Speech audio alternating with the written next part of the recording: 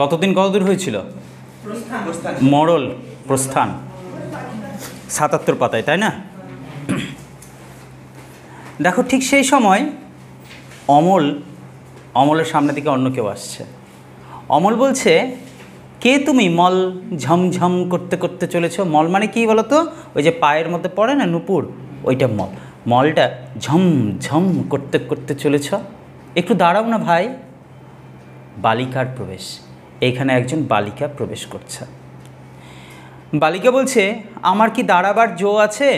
বেলা বয়ে যায় যে। দেখো সবার সময় এগিয়ে যাচ্ছে, সবাই কাজের চাপে দৌড়চ্ছে, ছুটছে, তাই বলছে আমার কি দাঁড়াবার জো আছে? বেলা বয়ে যায় যে। অমল বলছে, তোমার দাঁড়াতে ইচ্ছে করছে না, আমারও এখানে আর বসে থাকতে ইচ্ছে করছে না। বালিকা বলছে, তোমাকে দেখে আমার মনে হচ্ছে যেন সকালবেলাকার তারা। তোমার কি হয়েছে বলো তো? দেখো এইখানে কি চমৎকার একটা কথা বলছে, যে তোমাকে দেখে আমার মনে হচ্ছে যেন সকালবেলাকার তারা। মানে বুঝলে, আকাশে আছে রাত্রে যে তারার উজ্জ্বলতা ছিল চরম, আলো দিচ্ছিল, সে মিটমিট করে জ্বলছিল। সূর্যের আলো যত প্রকাশ পাচ্ছে সকালবেলা, ততই ধীরে ধীরে সেটা ঢাকা পড়ে যাচ্ছে। একটা কথা ছিল না রবি ঠাকুর একটা জায়গা, যে রাতের সব তারারাই থাকে দিনের আলোর গভীরে। তো দিনের আলো যত আসছে, সূর্যের আলোয় ঢাকা পড়ছে সমস্ত তারা। সেই সময় অনুজ্জ্বল ঝাপসা একটা তারা তখন জ্বলজ্বল করছে। মনে হচ্ছে ধীরে ধীরে ধীরে ধীরে ধীরে ধীরে তারাটা যেন শেষ হয়ে যাচ্ছে, একটা সময় আর দেখাই যাবে না। এই রকমভাবে ওই বালিকাটা বলল। কার সাথে তুলনা করলো? ওই তারাটার সাথে, অমলের। বুঝতে পারলা? এখানেও যেন কোথাও আমাদেরকে আগে থেকে একটু সংকেত কিছু দিতে চাইছেন লেখক। আমাদের এই দর্শকদেরকে, আমাদের এই পাঠকদেরকে কোথাও যেন একটু পরিণত করতে চাইছেন রবীন্দ্রনাথ ঠাকুর, যে তুমি এবার রেডি হও সহ্য করার জন্য যা হতে চলেছে। একটু একটু করে আমাদেরকে কিন্তু সাবধানতা দিচ্ছেন। অমল বলছে, জানি না কী হয়েছে, কবিরাজ আমাকে বেরোতে বারণ করেছে। বালিকা বলছে, আহা তবে বেরিও না, কবিরাজের কথা মেনে চলতে হয়, দুরন্তপনা করতে নেই, মানে দুষ্টুমি করতে নেই, তাহলে লোকে দুষ্টু বলবে। বাইরের দিকে তাকিয়ে তোমার মন ছটফট করছে, আমি বরঞ্চ তোমার এই আধখানা দরজা বন্ধ করে দিই। যে দরজাটা খোলা আছে সেটা একটু আমি বন্ধ করে দিই। অমল বলছে, না না, বন্ধ করো না, এখানে আমার আর সব বন্ধ, কেবল এইটুকু খোলা আছে। তুমি কে বলো না? আমি তো তোমাকে চিনি নে। বালিকা বলছে, আমি সুধা।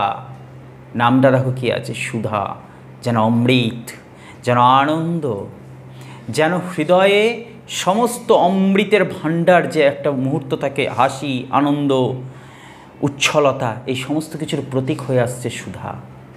বলছে, আমি সুধা। অমল বলছে, সুধা? হ্যাঁ, জানো না, আমি এখানকার মালিনীর মেয়ে। মালিনীকে নাকি যে ফুল চয়ন করে মালি, সেই মালিনীর মেয়ে আছি আমি। অমল বলছে, তুমি কি করো? সুধা বলছে, সাজি ভরে ফুল তুলে নিয়ে এসে মালা গাঁথি, এখন ফুল তুলতে চলেছি। দেখো, এও একটা কাজের সাথে যুক্ত আছে, এর কাজটাই সেটা, ফুল চয়ন করবে, তারপর ফুলের মালা গাঁথবে। ঠিক আছে? তো এই কাজটা তো কি তার ভালো লাগে না? পার্থিব যত মানুষ আছে তাদের 90%-এরও বেশি শতাংশ মানুষ, তারা প্রাত্যহিক কাজে বিরক্ত, তাদের ব্যক্তিগত কাজে বিরক্ত, তারা কেবল কাজটা করে, করতে হবে বলেই করে, বাধ্য হয়ে করে, ভালোবেসে করতে কেউ পারে না। যদি করে তো তাদের সংখ্যাও খুব কম। আমরা দেখেছি যে ঘন্টা বাজাচ্ছে, যে প্রহরী, এমনকি যে দই বিক্রি করছে, প্রত্যেকে বিরক্ত, প্রত্যেকেই নিজের নিজের কাজে বিরক্ত। এমনকি মাধব দত্তের ক্ষেত্রে আমরা লক্ষ্য করেছিলাম, যখন সে বলছিল আগে উপার্জন করতাম উপার্জনের লোভে, এখন করি কেবলমাত্র ছেলেটি পাবে বলে। মানে নিজের আনন্দে যে কাজটা করছে, কাজটা করতে গিয়ে উপার্জন হচ্ছে ঠিক আছে, কিন্তু কাজটা করতে কিছু আনন্দ, সেই আনন্দটা ওর মধ্যে নাই। অমল সবাইকে বলে দিবে, বুঝিয়ে দিবে তোমার কাজের মধ্যে কি আনন্দ আছে, সেটা সবাইকে চিনিয়ে দিয়ে যাবে, যে প্রত্যেকের মধ্যে, কাজের মধ্যে, জীবনের মধ্যে একটা আনন্দের স্রোত থাকা খুব জরুরি। এক এক করে সবাইকে বোঝাচ্ছে সে। এবার আসলো পালাকার একটা মেয়ের। মেয়েটিকে দেখো কীভাবে তাকে সে বোঝাচ্ছে। অমল বলছে, ফুল তুলতে চলেছ, তাই তোমার পা দুটি অমন খুশি হয়ে উঠেছে। ইস, ফুল তুলতে যাচ্ছ, এত সুন্দর কাজ, তাই জন্যে তোমার পা দুটো দেখো কত খুশি হয়ে উঠেছে, ঝুনঝুন করে বাজছে। যতই চলেছ মল বাজছে ঝম ঝম ঝম। আমি যদি তোমার সঙ্গে যেতে পারতুম, তাহলে উঁচু ডালে যেখানে দেখা যায় না সেইখান থেকে আমি তোমাকে ফুল পেড়ে দিতুম। সুধা বলছে, তাই বই কি, ফুলের খবর আমার চেয়ে তুমি নাকি বেশি জানো? হ্যাঁ জানি, হ্যাঁ জানি, কারণ তুমি পার্থিব ফুলকে দেখতে চাইছো। আর সে কি বলেছে যে উঁচু ডালটিতে ফুলটিকে দেখা যায় না, আমি সেখান থেকেও তোমাকে ফুল এনে দিতাম। এ মাধুর্যের কথা বলছে, এ কল্পনার কথা বলছে, এ স্বপ্নের কথা বলছে, এ জীবনের সৌন্দর্যের কথা বলছে। ও পার্থিব ফুলের কথা ভাবছে। আমার থেকে তুমি বেশি জানো? হতে পারে যে কাজটা তুমি করছো তোমার চেয়ে বেটার কেউ জানে না কাজটা করতে, কিন্তু তুমি কাজটাতে মন প্রাণ দিয়ে করছো না। কেউ এসে তোমাকে বুঝিয়ে দিয়ে গেল এই কাজটা আমি পারি না, কিন্তু যদি কখনো পারতাম তো এইভাবে ভালোবেসে করতে পারতাম। তখন তুমি বুঝতে সত্যিই তো তাই, আমি কাজটা জানি কিন্তু ভালোবেসে কখনো করতে পারিনি, আজ করব। কি বলছে দেখো, অমল বলছে, জানি, আমি খুব জানি। জানো, দেখো এখন অমল তো ছোট বাচ্চা ছেলে, বালক, সে কিন্তু গল্প শুনেছে। 7 ভাই চম্পা আর দিদি হচ্ছে পারুল। মনে পড়েছে? 7 ভাই ফুল হয়ে বসে থাকবে, তার দিদি আসবে এক এক করে তুলবে। সে সেটা হতে চায়। সে বলছে, আমি 7 ভাই চম্পার খবর জানি। আমার মনে হয় আমাকে যদি সবাই ছেড়ে দেয় তাহলে আমি চলে যেতে পারি খুব ঘন বনের মধ্যে, যেখানে রাস্তা খুঁজে পাওয়া যায় না। আর সরু ডালের সব আগায় যেখানে মনুয়া পাখি বসে বসে দোল খায়, ওই ডাল, সেইখানে আমি চাঁপা হয়ে ফুটতে পারি। তুমি আমার পারুল দিদি হবে? হবে, আমার পারুল দিদি হবে। আমি সেই ডালটিতে বসে ফুটে থাকতে চাই চাঁপা ফুল হয়ে, যেখানে কি পাখি বসে দোল খায়? মনুয়া পাখি বসে দোল খায়। সুধা বলছে, কি বুদ্ধি তোমার, পারুল দিদি আমি কি করে হব? হ্যাঁ, আমি যে সুধা, আমি শশী মালিনীর মেয়ে। তাহলে সেই ফুলওয়ালি যেটা মালিনী, তার নাম কি ছিল? শশী মালিনী। শশী মালিনীর মেয়ে, আমাকে রোজ এত এত মালা গাঁথতে হয়। আমি যদি তোমার মতো এইখানে বসে থাকতে পারতুম তাহলে কেমন মজা হতো। ইস, সবাই স্থিরতা চায়, আর ও গতিশীলতার প্রতীক, বুঝতে পারছো? প্রত্যেকে স্থির থাকতে চায়, আরাম করতে চায়, ঘরে আটকে থাকতে চায়। আর যে ঘরে আছে সে বাহিরে যেতে চায়। এই জন্য অদ্ভুত একটা ব্যাপার, ভালো করে ফিল করতে গেলে দেখবো আমাদের প্রত্যেকের জীবনে এইরকম ব্যাপার আছে। আমি যা হতে চাই তা আমি হতে পারছি না বলেই আমি সেটা হতে চাইছি। যে মুহূর্তে সেটা হয়ে গেলাম, এখন আমার মনে হচ্ছে আগেই বুঝি ভালো ছিলাম। এই বাহির আর ভেতরের মধ্যে যে দ্বন্দ্ব চলছে প্রতিটা মুহূর্তে, এই বাহিরটাকেই দেখানো হচ্ছে কখনো মাধব দত্ত করে, কখনো দইওয়ালা করে, কখনো প্রহরী করে, কখনো ওই দূর দেশে যাচ্ছে যে লোকটি পথিক ছাতু খাচ্ছিল ঝর্ণার পাশে বসে তাকে করে, আবার কখনো সুধার আকারে। ভেতর দিকে বসে আছে প্রত্যেকের কিন্তু এক একটা অমল। তো অমল কেবল এখানে একটা বালক নয়, প্রত্যেকটা মানুষের মধ্যে বসে থাকে এক একটা অমল। সে জানে আমি বাইরে বেরোতে চাই, কিন্তু বাইরে বেরিয়ে যাওয়ার পর মনে হয় বুঝি আমি আগেই ভালো ছিলাম। অদ্ভুত একটা দ্বন্দ্ব চলছে আমাদের মধ্যে। রবি ঠাকুরের আরও এক জায়গায় এমনটা আছে যে বনের পাখি ছিল, খাঁচার পাখি ছিল সোনার খাঁচাটিতে, বনের পাখি ছিল বনে। ঘটনাটা এইরকম, রবি ঠাকুরকেও কিন্তু বালক বয়সে ভৃত্যদের অধীনে থাকতে হতো। আমি কৌশলে গল্প করতে গিয়ে আগেও তোমাদের সাথেই আলোচনা করেছি সম্ভবত, যে রবীন্দ্রনাথের ছেলেবেলা কেটেছে কীরকম। যদি তার ছেলেবেলার কাহিনী পড়তে চাও তার আত্মজীবনীগুলো পড়িও, ঠিক আছে, জীবন স্মৃতি পড়িও। সেখানে ভৃত্য রাজতন্ত্র বলে একটা পার্ট আছে, প্রবন্ধ। সেইখানে তিনি লিখছেন তার ছেলেবেলা বাবা মায়ের অধীনে কাটেনি, বাবা মা দায়িত্ব দিয়ে দিত ভৃত্য মানে চাকরদের হাতে, চাকররাই তাদেরকে খাওয়াতো, স্নান করাতো, পাঠশালাতে রেখে আসতো, পাঠশালা থেকে নিয়ে আসতো, এবং ভৃত্যদের অধীনে যেহেতু দায়িত্ব থাকতো সমস্ত কিছুর, তাই জন্য ভৃত্যরা নিজেদের সুবিধার জন্য কী করতো, ঘরের মধ্যে আটকে রাখতো বাচ্চাটিকে, আর বাইরের দিকে একটা লক্ষ্মণ রেখা দিয়ে দিত মিথ্যা মিথ্যা করে, আর রামায়ণের গল্প শুনিয়ে দিত। সীতা যেমন পার হয়েছিল, তাকে রাবণ ধরে নিয়ে গেছিলো, তুমি যদি এই রেখাটা পার হও তাহলে তোমার ক্ষতি হবে। আর জানলা ধরে বসে থাকতো রবীন্দ্রনাথের মতো তার বাড়ির বিভিন্ন বালকেরা। রবীন্দ্রনাথের জীবন কেটেছে এইভাবেই, জানলা দিয়ে দেখতো বাইরের সমস্ত কিছুকে। কোথাও যেন পরবর্তীকালে এই ডাকঘর এই নাটকটাতে রবীন্দ্রনাথ নিজের ছেলেবেলাটাকেই অমল হিসেবে দেখাতে চেয়েছে। ছেলেবেলাটা তার শেষ হয়ে যাচ্ছে, বাহিরের সাথে মিলতে চাইছে, বারবার মনে হচ্ছে বনের পাখি আর এই খাঁচার পাখি দুজন দুজনের সাথে চঞ্চুতে চঞ্চুতে মিলতে চায়। এই জানলা হচ্ছে মিলনস্থল, দুই এক হতে চায়। এই জানলাকে ভেদ করে ও ভেতরে চায়, আর এ বাহির হতে চায়। যে ভেতরে আছে সে ভাবছে বনের পাখি সুখে, আর বনের পাখি ভাবছে ভেতরে থাকলেই বুঝি সুখী হতাম আমি। কেউ সুখী নাই পৃথিবীতে। তবু রবীন্দ্রনাথের সেই বালক জীবনকে আমরা যেন এখানে পেয়েছি খুঁজে, তাই না? এগিয়ে যাই, কি বলছে দেখো। বলছে অমল বলছে, তাহলে সমস্ত দিন কি করতে? যদি তুমি এখানে বসে থাকতে তাহলে তুমি সমস্ত দিন কি করতে? সুধা বলছে, আমার বেনে বউ পুতুল আছে। মানে বুঝলে, যে মেলা টেলা থেকে কিনে আনা পুতুল আছে, বেনে বউ, ঠিক আছে, তার বিয়ে দিতুম। পুতুলের বিয়ে দেয়, পুতুলকে খাইয়ে দেয় বাচ্চা মেয়েরা, তাই না? রান্না বান্না করে, বকরি নিয়ে আসে, বকরি মাটির বকরিগুলো চড়ায়, ঠিক আছে, বেঁধে রাখে, মিথ্যা মিথ্যা করে। জাতাতে আবার কি পরে, এই যে জাতা, মাটির জাতা হয় না, খুব সুন্দর লাগে কিন্তু দেখতে। মেলাতে খুব বিক্রি হয়, আমার ওদিকে নজর থাকে, কিন্তু কিনতে পারি না, লজ্জা লাগে। ঠিক আছে, আছে না বকরি? সব আছে তোমার কাছে? আচ্ছা, তো বিয়ে দাও, পুতুলের বিয়ে দাও, পুতুলের ভোজ করো। তুমি খেলো না? তো সুধা বলছে, আমার বেনে বউ পুতুল আছে, তার বিয়ে দিতুম। আমার পুষি মেনি আছে, বিড়াল আছে, তাকে নিয়ে যাই, বেলা বয়ে যাচ্ছে, দেরি হলে ফুল আর থাকবে না, বুঝলে?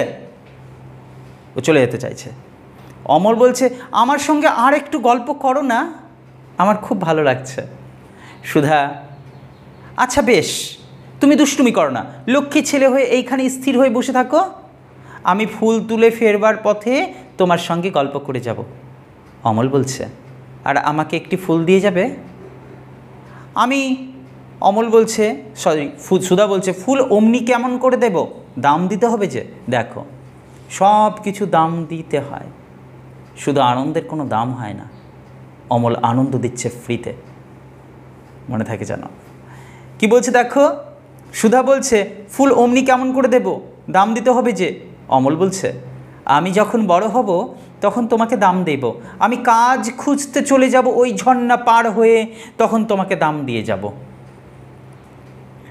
আচ্ছা বেশ। অমল বলছে, তাহলে তুমি তাহলে ফুল তুলতে আসবে, ফুল তুলে আসবে তো? সুধা বলছে, আসবো। অমল বলবে, আসবে? ওর সন্দেহ হচ্ছে, আসবে? সুধা বলল, আসবো, সত্যি সে আসবে। অমল বলছে, আমাকে ভুলে যাবে না, আমার নাম অমল, মনে থাকবে তোমার? সুধা, না, ভুলবো না, দেখো মনে থাকবে। সত্যি সে কথা রেখেছিল শেষমেশ। আন্ডারলাইন দিয়ে রাখো লাইনটা, দরকার হয়ে পড়ে। না, ভুলবো না, দেখো মনে থাকবে।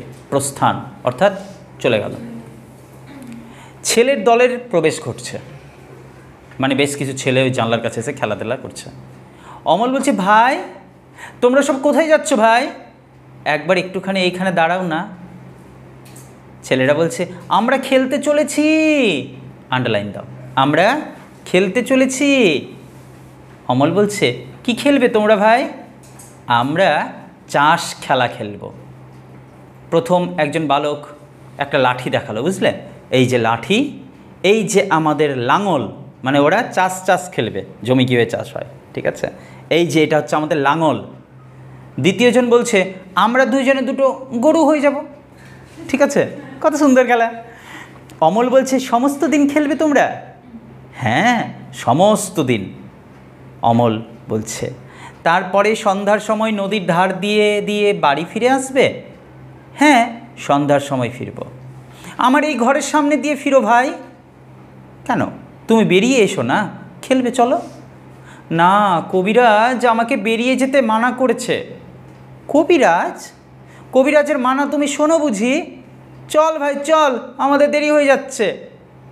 না ভাই, তোমরা আমার এই জানলার সামনে রাস্তায় দাঁড়িয়ে একটু খেলা করো, আমি একটু দেখি। এখানে কি নিয়ে খেলবো? হ্যাঁ, এই যে আমার সব খেলনা পড়ে রয়েছে, এসব তোমরাই নাও ভাই। ঘরের ভিতরে একলা খেলতে ভালো লাগে না, এসব ধুলোই ছড়ানো পড়েই থাকে, এ আমার কোনো কাজে লাগে না। বাহ বাহ বাহ, কি চমৎকার খেলনা! এই যে জাহাজ, এই যে জটাই বুড়ি, দেখছিস ভাই কেমন সুন্দর সেপাই। সেপাই মানে একটা সৈনিক আছে খেলনাটার মধ্যে। এসব তুমি আমাদের দিয়ে দিলে, তোমার কষ্ট হচ্ছে না? অমল বলছে, না, কিছু কষ্ট হচ্ছে না, সব তোমাদের দিলুম। ছেলেরা বলছে, আর কিন্তু ফিরিয়ে দেব না। না, ফিরিয়ে দিতে হবে না। কেউ তো বকবে না? কেউ না, কেউ না। কিন্তু রোজ সকালে তোমরা এই খেলনাগুলো নিয়ে আমার এই দরজার সামনে খানিকক্ষণ ধরে খেলো, আবার এগুলো যখন পুরনো হয়ে যাবে আমি নতুন খেলনা নিয়ে দেব। কি চমৎকার! ও খেলতে পারছে না, কিন্তু খেলা দেখতে চাই। ও মানুষের আওয়াজ চাই, পাখির কলধ্বনি শুনতে চায়, বাতাসের মর্মর ধ্বনি শুনতে চায়, ও আকাশের মেঘ দেখতে চায়, ও মানুষের তুলে আনা ফুল নিতে চায় হাতে। আনন্দ চাই সে, বাঁচতে চাই সে, পরিপূর্ণতার সাথে বাঁচতে চায়। ছেলেরা বলছে, বেশ ভাই, আমরা রোজ এখানে খেলে যাব। ও ভাই, সেপাইগুলোকে এখানে সব সাজা, আমরা লড়াই লড়াই খেলি। বন্দুক কোথায় পাই? হা, ওই যে একটা মস্ত সরকাঠি পড়ে আছে। সরকাঠি মানে এক ধরনের স্বর, একটা একটা মানে কি বলবো, ওটা কঞ্চি জাতীয় কিছু, ঠিক আছে, ওটা পড়ে আছে। ওইটাকে ভেঙে ভেঙে নিয়ে আমরা বন্দুক বানাই। কিন্তু ভাই, তুমি যে ঘুমিয়ে পড়ছো। কাকে বলছে? অমলকে। অমল ধীরে ধীরে ধীরে ধীরে অসুস্থ, তো ধীরে ধীরে ধীরে তার চোখ বন্ধ হয়ে আসছে। অমল বলছে, হ্যাঁ, আমার ভারী ঘুম পেয়ে আসছে গো, জানি না কেন আমার থেকে থেকে ঘুম পাই। অনেকক্ষণ বসে আছি আমি, আর বসে থাকতে পারছি না, আমার পিঠ ব্যথা করছে। ছেলেরা বলছে, এখন যে সবে 1 প্রহর বেলা, এখনই তো আমার ঘুম পাই কেন? ওই শোনো, 1 প্রহরের ঘণ্টা বাজছে। শোনো, সবে তো শুরু, মঠে 1 প্রহর হয়েছে। তোমার জীবনটা তো খুব ছোট গো, সবে শুরু হয়েছে, এখনই তুমি ঘুমিয়ে যেও না, এখনই তোমার ঘুমানোর সময় আসেনি। পৃথিবী এখনও তোমাকে অনেকটা সময় দিতে চায়, থামো। কি বলছে দেখো? অমল বলছে, হ্যাঁ, ওই যে বাচ্চা ঢং ঢং ঢং, আমাকে ঘুমোতে যেতে ডাকছে গো, আমাকে ডাকছে এ ডাক। ছেলেরা বলছে, তবে আমরা এখন যাই, আবার কাল সকালে আসব। অমল বলছে, যাবার আগে তোমাদের একটা কথা জিজ্ঞাসা করি ভাই, তোমরা তো বাইরে থাকো, তোমরা ওই রাজার ডাকঘরে ডাক হরকরাদের চেনো?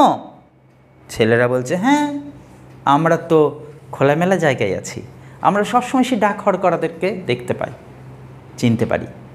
কিভাবে? বলছে, হ্যাঁ চিনি বই কি, খুব চিনি। কে তারা? নাম কি? ছেলেদের মধ্যে একজন বলছে। ছেলেরা বলছে, একজন আছে বাদল হরকরা, একজন আছে শরৎ, আরও কত আছে। কে বাদল জানো? বৃষ্টি, বর্ষাকাল। ওই যে আছে ডাকঘর, ঈশ্বরের ডাকঘর, প্রকৃতি, এই প্রকৃতি এক এক সময় এক একটা ডাক হরকরাকে পাঠায়, আমাদের ঘরে ঘরে চিঠি পাঠিয়ে দেয়, এসে বলে বর্ষা এসেছে, খবর নিয়ে আসলো। তারপরে কেউ আসে, সে বলে শরৎ আসলো। এরা কারা? এরা ঋতু পরিবর্তন, প্রত্যেকটা ঋতু এক একটা, বাদল, শরৎ, এরা এসে প্রকৃতিকে চেঞ্জ করে দেয়। তো এই প্রকৃতিকে যে চেঞ্জ করছে, কার নির্দেশে করছে?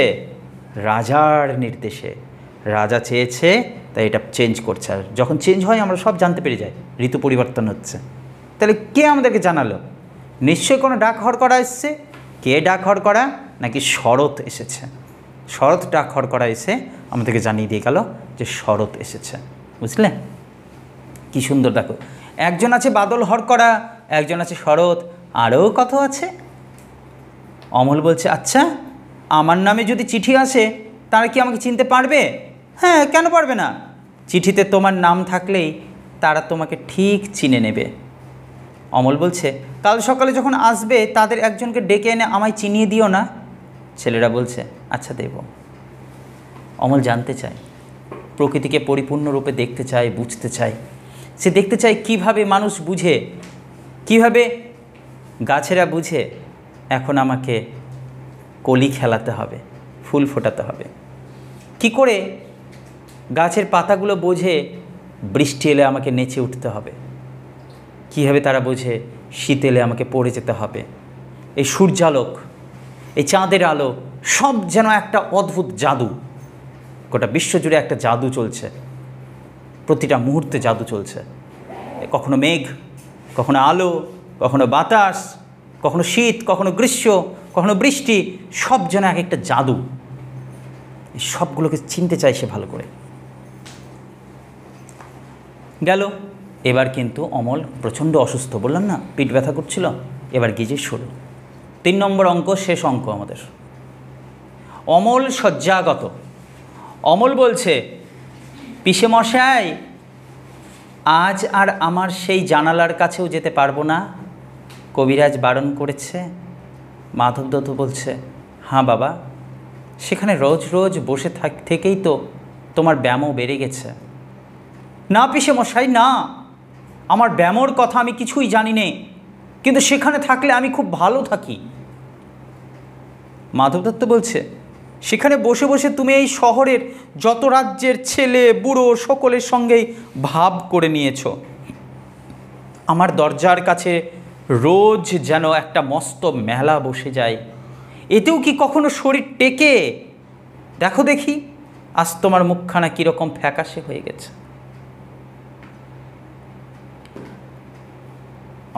একটা গল্প ছিল, আমরা যখন ক্লাস 9-এ পড়ি, ধরো তোমার ওই 2010, 2009 এই সব সালের দিকে 9-10-এ পড়ি, যখন একটা গল্প ছিল ইংরেজিতে, একটা জায়েন্ট নিয়ে গল্প ছিল। আমার খুব স্পষ্ট মনে পড়ছে না কেমন। একটা জায়েন্ট, একটা দৈত্য, সে তার বিশাল বড় বাড়ি বাগান, সেখানে প্রচুর ফুলের গাছ, এক দৈত্য আছে। আর সে ফুল কুড়োবার জন্য কেউ আসে না বাইরে থেকে। একবার হয়েছে কি, দেওয়ালের একটা কোণ ভাঙা ছিল, সেদিক দিয়ে বাচ্চারা খেলা করতে ঢুকে গেছে বাগানের ভিতরে, দৈত্যের বাগানের ভিতরে ঢুকে গেছে।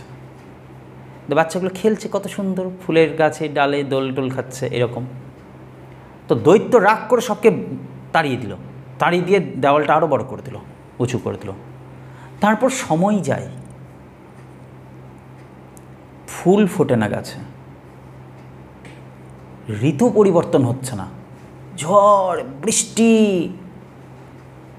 এবং শিলাবৃষ্টি সব হচ্ছে, কিন্তু বসন্ত আসে না, স্প্রিং আসছে না, আর আটকে গেছে যেন সময়, কোনো পরিবর্তন নাই। দীর্ঘদিন চলে যাচ্ছে, চারিদিকে পুরো প্রাকৃতিক পরিবর্তন ঘটছে, শুধু দৈত্যের বাগানে আর কোনো পরিবর্তন নাই।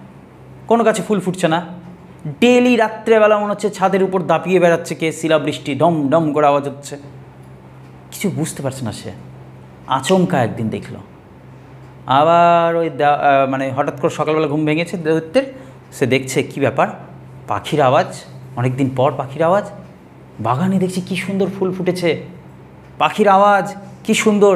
আর তখনই দেখলো গড়ে মানে ওই দেওয়ালের এক কোণে আবার একটু ভেঙে গেছে, ওদিক দিয়ে আবার বাচ্চারা ঢুকে গেছে, খেলছে। ও সব বুঝতে পারলো ব্যাপারটা, সব বুঝতে পারলো যে আমরাই যত আমাদের চারদিকে দেওয়াল তৈরি করে রেখেছি, প্রকৃতি আগেও ওপেন ছিল, আজও ওপেন আছে। প্রকৃতি সবার জন্য, শিশুর জন্য তো অবশ্যই। তো সেখানে প্রকৃতিও ভালো আছে, মানুষও ভালো আছে। সেখান থেকে মানুষটাকে সরিয়ে নাও, বিভৎস হয়ে যাচ্ছে। দেখো অমলকে ওই জানলা থেকে সরিয়ে দেওয়া হয়েছে বলেই তার মুখ কেমন ফ্যাকাশে হয়ে গেছে, তার হৃদয়ের আলোটাও নিভে আসছে। তার ভালো লাগতো ওখানে বসে থাকতে, সেখানে তাকে আর বসে রাখা যাচ্ছে না। বরং কি বলেছে বলো তো, দেখো আমার দরজার কাছে রোজ যেন একটা মস্ত মেলা বসে যায়। মানে ওই যে এত লোকের ভিড়টির করে অমরেশ্বর সাথে গল্প করে, আর ওই ঘরের সামনে দিকে ভিড় করে, এটা কিন্তু মাধব দত্তের পছন্দ না। বুঝতে পারছো? ওই দৈত্যের মতো চারদিকে যেন একটা দেওয়াল তুলে রাখতে চায়, আমার আমার আমার আমার, এই দেওয়াল টপকে কিছু আসছে, এটার পছন্দ হচ্ছে না। অমল বলছে, পিসেমশাই, আমার যে ফকির হয়তো, আমার সেই ফকির হয়তো আজ আমাকে জানলার কাছে না দেখতে পেয়ে চলে যাবে। একজন ফকিরের কথা বলল যে একটা ফকির প্রতিদিন আসে জানলার কাছে, আর তারপর আমার সে কথা বলে চলে যায়। আমরা এখন পর্যন্ত কোনো ফকিরের গল্প পেয়েছি না। ভালো করে বুঝবা, কেউ তার মানে আসে ফকির হয়ে, আর তার সাথে গল্প করে করে চলে যায়। সে ফকিরটাকে খুব ভালোবাসে, ভীষণ ভালোবাসে, ঠিক আছে? তাই বলছে, আমার সেই ফকির হয়তো আজ আমাকে জানলার কাছে না দেখতে পেয়ে চলে যাবে। মাধব দত্ত বলছে, তোমার আবার ফকির কে আছে? হ্যাঁ, তোমার আবার ফকির কে? অমল বলছে, সেই যে রোজ আমার কাছে এসে নানা দেশ বিদেশের কথা বলে যায়, শুনতে আমার ভারী ভালো লাগে গো। কই, আমি তো কখনো কোনো ফকিরকে জানি না। না, এই ঠিক তার আসবার সময় হয়েছে, তোমার পায়ে পড়ি, তুমি তাকে একবার বলে এসো না, সে যেন আমার ঘরে এসে একবার বসে। আশ্চর্যের ঘটনা হলো, ফকির বেশে ঠাকুরদার প্রবেশ। খাইছে বলেছিল ঠাকুরদা মাধব দত্তকে, এখন আমার বড় প্রয়োজন আছে ওর জীবনে গো, ওর সাথে ভাব করতে হবে। তারপরে অনেকটা সময় পার হয়ে গেছে, আমরা দেখছি ঠাকুরদা তো আর ভাব করলো না, কিন্তু প্রতি মুহূর্তে ঠাকুরদাই ওর সাথে এসছে, ফকির বেশে এসেছে। ফকির জীবনটা এরকমই। একজন সন্ন্যাসীর দিক থেকে নিজেকে দেখার চেষ্টা করো, একজন ফকিরের মতো করে দেখার চেষ্টা করো। ফিল করতে পারবা এই শরীরও আমার না, এই শ্বাসও আমার না, এই চিন্তাগুলো যে প্রতিনিয়ত চেঞ্জ হচ্ছে আমার, এটাও আমার না। আমার কি ভাই? ফকির, ঠিক আছে? সব আছে কিন্তু কিছুই নাই, আমিই নাই। বুঝতে পারছো? ফলে যা কিছু আছে সব কিছু নিয়ে গল্প করার একটা আলাদা মজা আছে। মানুষ যখন গল্প করে নিজের সংকীর্ণতা নিয়ে গল্প করতে খুব ভয় পায়, কিন্তু আমি এখানে সংকীর্ণ হবই না, কারণ আমার কিছুই না, যা আছে সব এইটাই, সবটা নিয়ে আমি গল্প করব।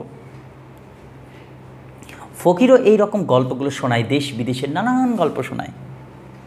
এবার অমল বলছে, এই যে ফকির, এসো আমার বিছানায় এসে বসো। মাধব দত্ত বলছে, এ কি, এ যে হাট, ও তো ঠাকুরদা, ও তো চেনা গেছে। ঠাকুরদা চোখ ঠাকরিয়ে বলল, চোখ দিয়ে ইশারা করে দিল, না বলবে না, আমি ফকির, আমি ওর কাছে ফকির হিসেবে ধরা দিয়েছি, আমি ফকিরই থাকতে চাই। আসলে ঠাকুরদা কে? মুক্ত চিন্তার প্রতীক, যে যেমন তার কাছে তেমন হিসেবে দেখা দেয় সে। গুরু বলে একটি নাটক, অচলায়তন নাটক, সেইখানে দেখা যায় এই ঠাকুরদা চরিত্রটিকে। সে আছে খুব অসহায় পিছিয়ে পড়া জাতির মানুষের সাথে, তাদের প্রিয় গোসাই নামে, আবার কারো কাছে আছে সে ঠাকুরদা নামে। আবার যখন এসেছে যুদ্ধের সময়, অন্যায় অত্যাচারের বিরুদ্ধে সংগ্রাম করতে, তখন সে পড়েছে যুদ্ধের পোশাক, বলছে আমি হচ্ছি গুরু। গুরু কথার অর্থ কি? গু মানে গুহা, রু মানে আলো, যেখানে অন্ধকার সেখানে যা আলো প্রবেশ করাতে পারে তার নাম গুরু।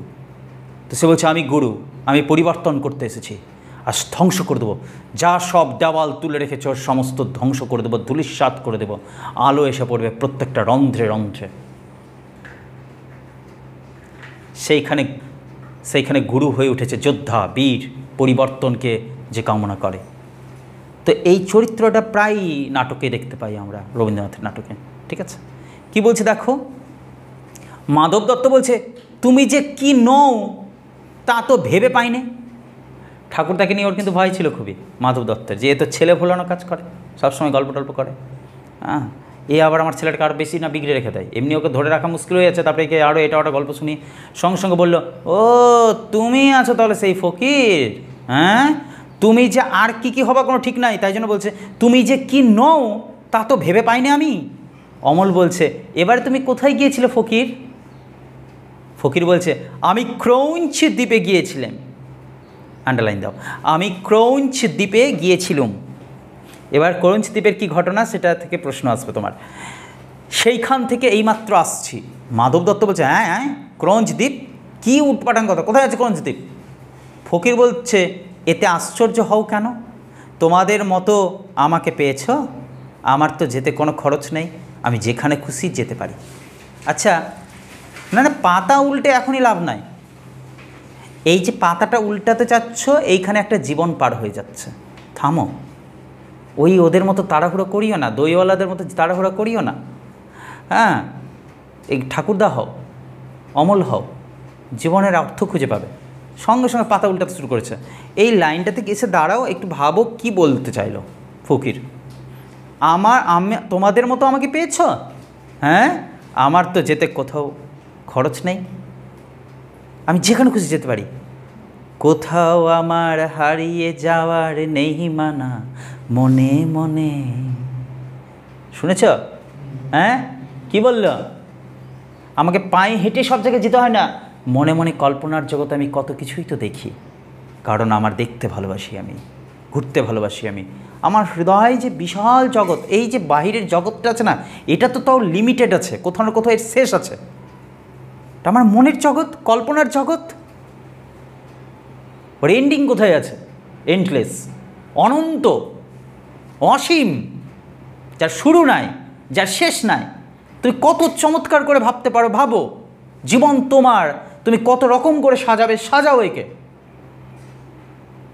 সে শিখিয়ে দিয়ে গেল মাধব দত্তকে যে আমার ওই টাকা টাকা করে আমি ভাবি না, কোথাও যেতে হবে টাকা খরচ, সব জায়গায় আমার যাওয়া, সমস্ত জায়গায় যাওয়া। আমি গভীর রাতে ধ্রুব তারা হয়েও উপর থেকে দেখছি পৃথিবীকে, এমন চিন্তা করতে পারি। তো আমি ভোরের প্রথম ফুল হয়ে তাকিয়ে দেখতে পারি যে তখনও গোটা পৃথিবী ঘুমোচ্ছে, আমি সেই ফুলও হয়ে থাকতে পারি। প্রথম সেই পাখিটির আওয়াজ হতে পারি, যে ঘুম ভাঙানেওয়ালা পাখি, তার আওয়াজ হয়ে থাকতে পারি। অথবা আমি বৃষ্টির প্রথম সেই ফোঁটা, যে এসে মৃত্তিকাকে সিক্ত করে দিল, ভিজিয়ে দিল, আর সেখান থেকে সরাসরি একটা চারা গাছ বেরোলো, সেই চারা গাছও আমিই হতে পারি। অর্থাৎ এই আমিটা কে বলতো? বাইরের শরীর আমি নয়, হৃদয় আমি, চিন্তা আমি, চেতনা আমি, আমি আত্মা, যে পরমেশ্বরেরই একটা অংশ। তো আমি কোথায় নেই, আমি সর্বত্র বিরাজমান, আমি সবার মধ্যে আছি, সবাই আমার মধ্যে আছে। এই চিন্তাটাকে রবীন্দ্রনাথ সারা জীবন ধরে লালন পালন করেছেন। তুমি যে তার ব্যক্তিগত জীবনের দিকে তাকাও, দেখতে পাবা যে কটা বয়স বেঁচেছিলেন রবীন্দ্রনাথ, সেই বয়সের মধ্যে কত আপনজনের মৃত্যু তিনি দেখেছিলেন, কত ভয়ঙ্কর হতে পারে মৃত্যু। নিজের বৌঠান, স্ত্রী, ছেলে, মেয়ে, জামাই, কত জনের তিনি মৃত্যু দেখেছেন, এবং কতবার তার হৃদয় ভেঙেছে। কিন্তু প্রতিটি হৃদয় ভাঙার পরে চোখের জলে লিখে দিয়ে গেছেন এক অমর অমর সৃষ্টি লেখা, যা আজও তাকে অমর করে রেখেছে, আমাদেরকে প্রেরণা দিচ্ছে। বিপদের দিনে, দুঃখের দিনে, অন্ধকারের দিনে আলো দেখাচ্ছে, পথ দেখাচ্ছে। তাই তো আমাদেরকে শিখিয়ে দিয়ে গেল এই ঠাকুরদা ফকির বেশে এসে, যে এতে আশ্চর্য হওয়ার কিছু নেই, তোমাদের মতো আমাকে পেয়েছ, আমার তো যেতে কোনো খরচ নেই, আমি যেখানে খুশি যেতে পারি। অমল সঙ্গে সঙ্গে হাততালি দিল, মানে ওর ভালো লাগছে এগুলো শুনতে, তাই তো? হ্যাঁ, একটা জীবন পার হলো, আমি শুনলাম তোমার গল্পটা। ফাজিল একেবারে। অমল সঙ্গে সঙ্গে হাততালি দিল, হাততালি দিয়া, তোমার ভারী মজা তাই না বলো? আমি যখন ভালো হব তখন তুমি আমাকে চেলা করে নেবে বলেছিলে, মনে আছে ফকির? আমাকে তুমি চেলা করে নেবা, মানে তোমার শিষ্য বানিয়ে নিবা, তোমাকে আমাকে সঙ্গে সঙ্গে নিয়ে ঘুরবে। ঠাকুরদা বলছে, খুব মনে আছে, বেড়াবার এমন সব মন্ত্র শিখিয়ে দেব যে সমুদ্রে, পাহাড়ে, অরণ্যে কোথাও কিছুতে বাধা দিতে পারবে না তোমাকে। আমি বলি, পাখির কি কোনো দেশ হয়? সীমানা বোঝেছে? বাতাসের কোনো দেশ হয়? দেশ যত আছে মানুষের, এটা ভারত, ওটা পাকিস্তান, ওটা আফগানিস্তান, ওটা চীন। হ্যাঁ, পাখি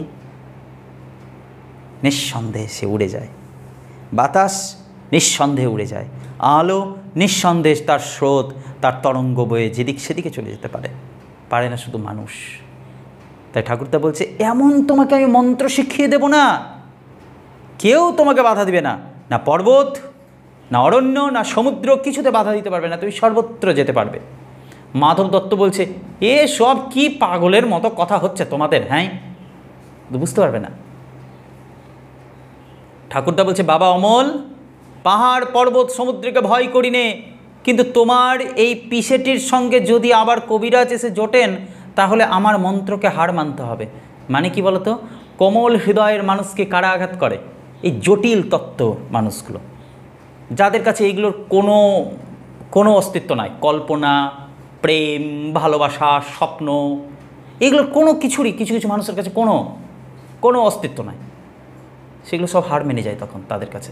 তাই বললো যে যদি তোমার পিসেমশাইয়ের সাথে আবার কবিরাজ এসে জোটে তাহলে আমার মন্ত্রটাই নষ্ট হয়ে যাবে। নদী, পাহাড়, সমুদ্রে আমাকে আর ধরে রাখতে পারবে না।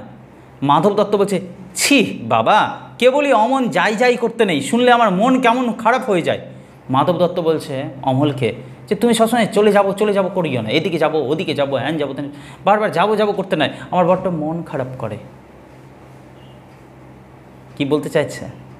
এ ব্যক্তি অমলকে ধরে রাখতে চায়, কিন্তু প্রকৃতপক্ষে বন্ধন। রবীন্দ্রনাথ ঠাকুর কি বলেছিলেন এক জায়গায়, আরও এক জায়গায় বলেছেন যে কি, যা তুমি ধরিবারে চাও সবসময় একদম বন্ধনে রাখতে চাও, সেই সবসময় নিজের বন্ধন খোলার চেষ্টা করে। তাই খোলা রাখো, মুক্ত করো। যদি তোমার থাকে তো তোমার কাছে ঠিকই ফেরত আসবে, না যদি থাকে তুমি হাজার আটকালো সে একদিন বন্ধন ছিঁড়ে বেরিয়ে যাবে। বুঝলে? তো ওই জন্য তিনি ধরে রাখতে চেয়েছেন হৃদয়, বাহিরে না। এটাই কথা মাধব দত্ত বুঝতে পারেনি। তাই বলছে, ছি বাবা, কেবলই অমন যাই করতে নেই, শুনলে আমার মন কেমন খারাপ হয়ে যায়। অমল বলছে, ক্রঞ্চ দ্বীপ কীরকম দ্বীপ আমাকে বলো না ফকির। ঠাকুরদা বলছে, সে ভারী আশ্চর্য জায়গা, সে পাখিদের দেশ, সেখানে মানুষ নেই, তারা কথা কয় না, চলে না, তারা গান গায় আর ওড়ে। তাহলে এই মানুষ যেখানে যেখানে পৌঁছে গেছে সেখানে প্রত্যেকটা প্রাকৃতিক জীবগুলো ক্ষতিগ্রস্ত হয়েছে। এর চেয়ে বড় সত্যি কথা আর কিছু হতে পারে না। মানে কঠিন হলেও এটা মেনে নিতে হবে আমাদেরকে। কিন্তু ক্রঞ্চ দ্বীপ এমন যেখানে কোনো একটা মানুষও নাই, শুধু পাখি আছে, তারা কথা বলে না কিন্তু গান গায় আর উড়ে বেড়ায়। ঠিক আছে, ক্রঞ্চ দ্বীপ। আমি বুঝতে পারছি এরকম একটা কৃত্রিম জায়গার কথা তিনি গল্প তৈরি করলেন। অমল বলছে, বাহ কি চমৎকার, সমুদ্রের ধারে? ঠাকুরদা বলছে, হ্যাঁ সমুদ্রের ধারে বই কি। অমল বলছে, সব নীল রঙের পাহাড় আছে। হ্যাঁ, নীল পাহাড়েই তো তাদের বাসা। সন্ধ্যের সময় সেই পাহাড়ের উপর সূর্যাস্তের আলো এসে পড়ে, আর ঝাঁকে ঝাঁকে সবুজ রঙের পাখি তাদের বাসায় ফিরে আসতে থাকে। সেই আকাশের রঙে, পাখির রঙে, পাহাড়ের রঙে সে এক কাণ্ড হয়ে ওঠে। অসাধারণ সুন্দর সেই সিচুয়েশনটা। অমল বলছে, আচ্ছা পাহাড়ে ঝর্ণা আছে? বিলক্ষণ, মানে অবশ্যই, ঝর্ণা না থাকলে কি চলে? একেবারে হিরে গলিয়ে ঢেলে দিচ্ছে, এত ঝর্ণা জল না, মনে হচ্ছে হিরে যেন চকমক করছে, একেবারে হিরে গলিয়ে যেন ঢেলে দিচ্ছে একেবারে।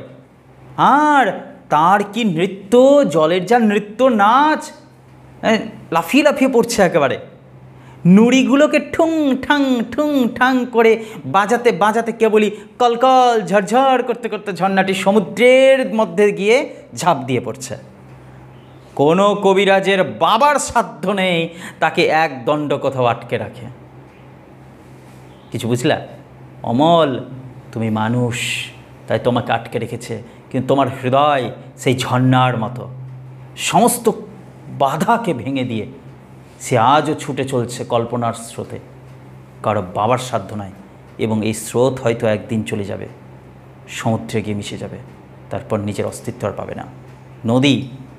নদী যখন চলতে থাকে তখন আমরা তাকে আলাদা করতে পারি, ওটা গঙ্গা, ওটা যমুনা, এটা ইত্যাদি। সমুদ্রে মিশে যাওয়ার পর তুমি আলাদা করো দেখি। তো মানুষও এমন একটা সমুদ্রের দিকেই সবাই এগোচ্ছে। জানো তো সেই সমুদ্রের নাম কি নাম? মৃত্যু। সাব্বাস, এই তো বুঝে গেছো। একেই বলছে সংকেত, বারবার সংকেত দিচ্ছে, ইশারা দিচ্ছে। এটাকে তো বলেছিলাম রূপক সাংকেতিক নাটক। সংকেত দিয়ে দিচ্ছে না, ট্রিং করে একদম দিয়ে দিল। কি বলছে? কারো বাবার সাধ্য নয়, ওই কবিরাজের বাবার সাধ্য নয় নদীকে আটকে রাখে। পাখিগুলো আমাকে নিতান্ত তুচ্ছ একটা মানুষ বলে যদি এক ঘরে করে না রাখতো তাহলে ওই ঝর্ণার ধারে তাদের হাজার হাজার বাসার এক পাশে বাসা বেঁধে সমুদ্রের ঢেউ দেখে দেখে সমস্ত দিনটা কাটিয়ে দিতাম। ইস, কি চমৎকার কথা ঠাকুরদা বলল। ঠাকুরদা কি বলে জানো? ওই পাখিগুলোকে আমি দেখি দূর থেকে, আমি গেলে তারা উড়ে যায়।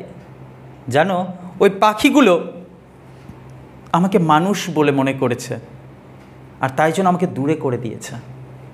যদি আমাকে তারা মানুষ বলে না মনে করত, যদি তারা নিজেদেরই সমগোত্রীয় পাখি বলে ধরে নিত, কি সুন্দর হতো, আমি তাদের মাঝখানে গিয়ে একটা ছোট্ট বাসা করে থাকতাম, আর এক সময় সেও ঢেউ দেখে দেখে সমস্ত দিনটা আমি কাটিয়ে দিতাম। তবু আমি পাখি হতে পারিনি গো, হওয়ার চেষ্টা করেছি মন প্রাণে, কিন্তু পাখিদের চোখে কখনো পাখি হয়ে উঠতে পারিনি। অমল বলছে, আচ্ছা আমি যদি পাখি হতুম তাহলে? ঠাকুরদা বলছে, তাহলে তাহলে একটা ভারী মুশকিল হতো, বুঝলে। শুনলাম তুমি নাকি দইওয়ালাকে বলে রেখেছো বড় হলে তুমি দই বিক্রি করবে, পাখিদের মধ্যে তোমার দইয়ের ব্যবসাটা তেমন বেশ জমতো না, বুঝলে। পাখিদের মধ্যে তুমি দই বেচতা, বোধ হয় তাতে ওতে তোমার কিছু লোকসানই হতো, বুঝলা। দই কেউ কিনতো না, পাখিরা দইটা এত ভালোবাসে না। মাধব দত্ত বলছে, আর তো আমার চললো না, মানে ওর বিরক্ত লাগছে, এগুলা কী গল্প হচ্ছে, মাথা নাই মুন্ডু নাই হ্যান্ডটাই, ঠিক আছে। ও বলছে, আর তো আমার চললো না, আমাকে শুদ্ধ তোমরা খেপিয়ে দেবে দেখছি, আমি চললাম, ভাকার ভাকার করছো সব উটপাটান কথা। অমল বলছে, পিসেমশাই আমার দইওয়ালা এসে চলে গেছে, মানে দইওয়ালা কি এসে আবার চলে গেল নাকি? মাধব দত্ত বলছে, গেছে বই কি, তোমার ওই শখের ফকিরের তল্পি বয়ে ক্রঞ্চ দ্বীপের পাখির বাসায় উড়ে বেড়ালে তার তো পেট চলে না, সে তোমার জন্য এক ভাঁড় দই দিয়ে রেখে গেছে, বলে গেছে তাদের গ্রামে তার বঞ্ঝির বিয়ে, তাই সে কলমিপাড়ায় বাঁশির ফরমাস দিতে যাচ্ছে, তাই বড় ব্যস্ত আছে। হ্যাঁ, তোমাদের এগুলো ফালতু গল্প, ক্রঞ্চ দ্বীপের গল্প শুনলে তার ওর পেট চলবে না, তাই ও তোমার জন্য একটা দিয়ে গেছে, আর গেছে ওই কোন বিয়ের, কার কি বোনের যেন বিয়ে আছে, হ্যাঁ তো ঠিক আছে, বঞ্ঝির বিয়ে আছে, বঞ্ঝি মানে বুঝলা, বোনের মেয়ে, ভাগ্নির বিয়ে আছে, ভাগ্নির বিয়ে, তাই জন্য সে কিসের জন্য ভাড়া দিতে গেছে? বাঁশির ফরমাস, ওই যে বাঁশি টাশি বাজাবে, বিয়ে বাড়ি হবে, ঠিক আছে। প প প প প প প বাজে না, এখন তো বাজে না বুঝি, এখন তো সানায় বাজে, ক্যাসেট বাজে, আর আগেকার দিনে একদম বসতো সব, বুঝলো কি না, 3-4 জন মিলে আর পপাতো বলছি ভাই, বাঁশি বাজাতো, ঠিক আছে। কুচি মতলব। নেক্সটে আসি। অমল বলল, ও সে যে বলেছিল আমার সঙ্গে তার ছোট বঞ্ঝিটির বিয়ে দিবে, সব কাম তামাম খতম। অমল নিজের সর্বনাশ নিজেকে ডেকে নিয়ে আসছে, জানে না কি বলতে। কি হচ্ছে তোমার? আচ্ছা নেক্সটে কী বলছে দেখো। ঠাকুরদা বলছে, তবে তো বড় মুশকিলেই দেখছি। হ্যাঁ, অমল বলেছিল তো সে আমার টুকটুকে বউ হবে, তার নাকে নলক থাকবে, নলক মানে বুঝলা, নাকে দুল, নাকের নলক থাকবে, তার লাল ডুরে শাড়ি পরে থাকবে, সে সকালবেলা নিজের হাতে কালো গরু দুইয়ে নতুন মাটির ভাঁড়ে আমাকে ফেনা শুদ্ধ দুধ খাওয়াবে, আর সন্ধ্যের সময় গোয়াল ঘরে প্রদীপ দেখিয়ে এসে আমার কাছে বসে 7 ভাই চম্পার গল্প করবে। আমার সে বউটার কেন বিয়ে দিচ্ছে? ঠাকুরদা বলছে, বাবা খাসা বউ তো, হেব্বি তো, ইসরে আমি যে ফকির মানুষ, আমারই লোভ হয়। আন্ডারলাইন দাও, এই লাইনটা খুব ইম্পর্টেন্ট। আমি যে ফকির মানুষ, আমারই লোভ হয়। তা বাবা ভয় নেই, এবারকার মতো বিয়ে দিক না, আমি তোমাকে বলছি, তোমার দরকার হলে কোনোদিন ওর ঘরে বঞ্ঝির অভাব হবে না, মানে তোমার জন্য যদি বউয়ের দরকার পড়ে তো ওর বাড়িতে বঞ্ঝির অভাব হবে না, আবারও বঞ্ঝি হবে, তোমার সাথে বিয়ে দেওয়া হবে।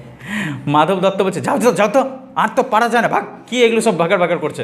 আবার ও খেপে, তুই থাকছিস কেন, তো সাইড হয়ে যা। ওখান থেকে মাধব দত্ত সরছেও না, খালি বলছে, যাও তো, আর তো পারা যায় না, এগুলো ফালতু কথা, প্রস্থান। চলে গেল মাধব দত্ত, ওই বলতে বলতে নিজেই বেরিয়ে চলে গেল। যাক, এবার একটু আরাম পেল কে? অমল আর ঠাকুরদা, মাঝখানে ডিস্টার্ব করছিল খালি মাধব দত্ত। অমল বলছে, ফকির পিসে মশাই তো গিয়েছেন, এইবার আমাকে চুপি চুপি বলো না, ডাকঘরে কি আমার নামে রাজার চিঠি এসেছে? ঠাকুরদা বলছে, শুনেছি তো তার চিঠি রওনা হয়ে বেরিয়েছে, সে চিঠি এখন পথে আছে।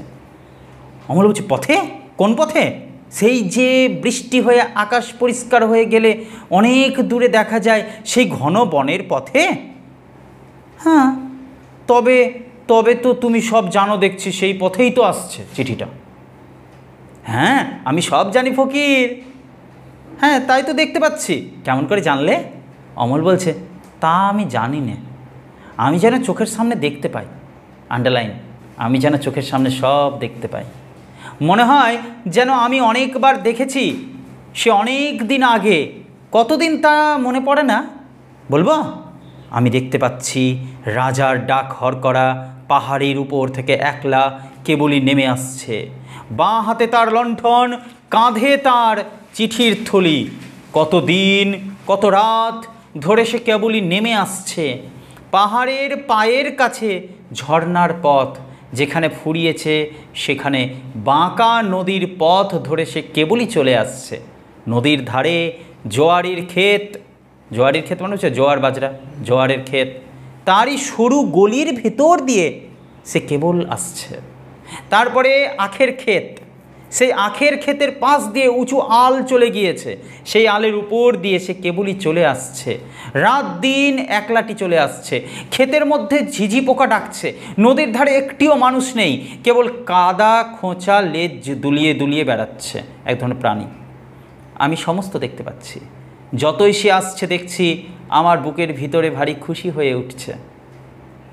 আসলে ওই যে ডাক হরকরা যখন আসে, প্রকৃতির প্রত্যেকটা স্তরকে কাঁপিয়ে তারপরে আসে। বৃষ্টি যখন আসে বর্ষাকাল, শরৎ যখন আসে, বসন্ত যখন আসে, শীত যখন আসে, নদীর উপর দিয়েও আসে, ক্ষেতের জমির পাশ দিয়েও আসে। আর সেটা যদি তোমার ওই আখের জমি হয়, তার পাশ দিয়েও আসছে। প্রতিটি ঝর্নার বুকের উপর দিয়ে আসছে। প্রতিটা জায়গায় ঝিঝি পোকা ডাকছে, যেখানে সেখানেও আসছে। তো ঋতু পরিবর্তন হলো সব জায়গাতে হচ্ছে। কি সুন্দর করে বুঝিয়ে দিয়ে গেল কিন্তু। ঠিক আছে, ঠাকুরদা বলছে, অমন নবীন চোখ তো আমার নেই, তবু তোমার দেখার সঙ্গে সঙ্গে আমিও দেখতে পাচ্ছি। নবীন চোখ মানে নতুন চোখ। তোমার কি চমৎকার সুন্দর চোখ আছে অমল, বুঝলে? তোমার চোখ কত সুন্দর কিছু দেখছে। আমার তো অত সুন্দর চোখ নাই, তো আমি তোমার চোখ দিয়েই যেন আমি দেখতে পাচ্ছি। হ্যাঁ, দেখো দেখো কি সুন্দর। তুমি কি চোখে ব্রাশ করো নাকি? আচ্ছা, ব্রাইটনেস ভ্যালুটা খুব বেড়ে গেছে তো। নেক্সট দেখো কি হচ্ছে। অমল বলছে, আচ্ছা ফকির, যার ডাকঘর তুমি সে রাজাকে জানো? ঠাকুরদা বলছে, জানি বই কি, আমি যে তার কাছে রোজ ভিক্ষা নিতে যাই গো। হ্যাঁ, রাজার কাছে প্রতিদিন ভিক্ষা নিতে যাই। কিছু বোঝা গেল? আমি ঈশ্বরের আরাধনা প্রতিদিন করি। প্রকৃতিকে আমি বুঝি, প্রকৃতিকে আমি প্রণাম করি। অমল বলছে, সে তো বেশ, আমি ভালো হয়ে উঠলে আমিও তার কাছে ভিক্ষা নিতে যাব। পারবো না যেতে? ঠাকুরদা বলছে, বাবা, তোমার আর ভিক্ষার দরকার হবে না।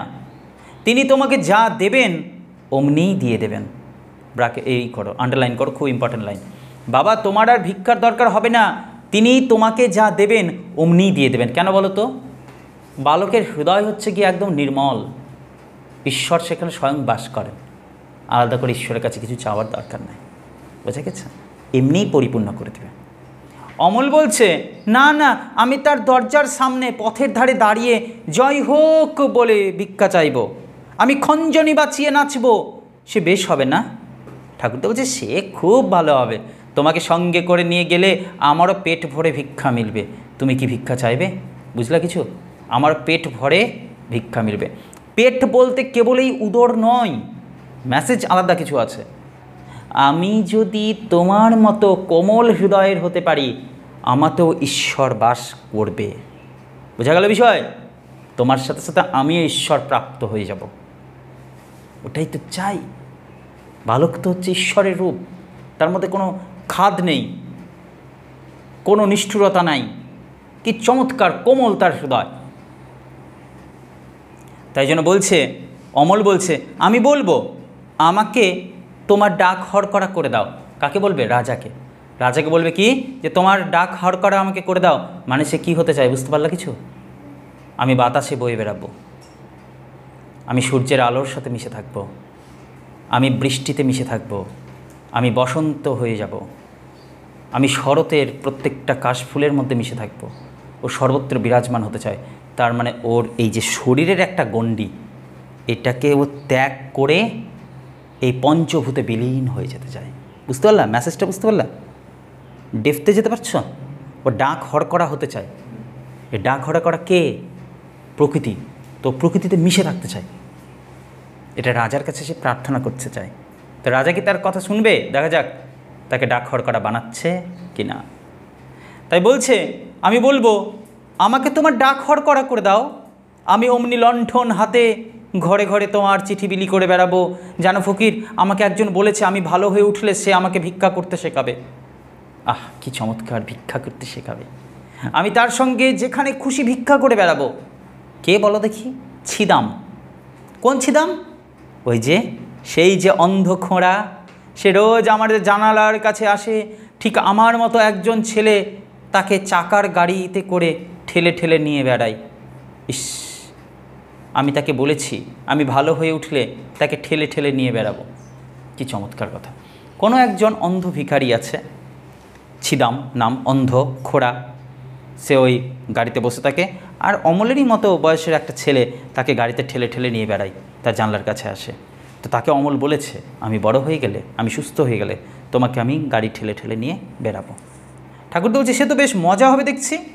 অমল বলছে সেই আমাকে বলেছে কেমন করে ভিক্ষা করতে হয়, আমাকে শিখিয়ে দেবে। পিসেমশাইকে আমি বলি ওকে ভিক্ষা দিতে, তিনি বলেন ও মিথ্যা কানা, মিথ্যা খোঁড়া। আচ্ছা, ও যেন মিথ্যা কানাই হলো, কিন্তু চোখে দেখতে পায় না, সেটা তো সত্যি। ইস, কি চমৎকার কথা। আমি বলি কি, একজন মানুষ চোখে দেখতে পায় না, সে সত্যিকারে অন্ধ আছে। তার এই দৃশ্যটা দেখেও যার মন গলল না, সে তো অতি উত্তম প্রজাতির অন্ধ। তাহলে কিছু বোঝা গেল ব্যাপারটা, কি মেসেজটা দিল এখানে? সেই ছিদাম অন্ধ, মানলাম সে না হয় মিথ্যা কানা হলো, কিন্তু যে সে দেখতে পায় না চোখে, সেটা তো সত্যি ঘটনা। ও চোখে দেখতে পায় না, মিথ্যা বলার কোনো কারণ নাই।